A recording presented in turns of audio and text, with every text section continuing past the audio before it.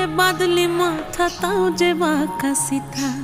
মেদিনীপুরে রায়না চিরন বাঁকুড়ার ওই ফিতা, আর যতন করে বাঁধলি মাথা তাও যে বাঁকা সিথা। পেছ পাড়ি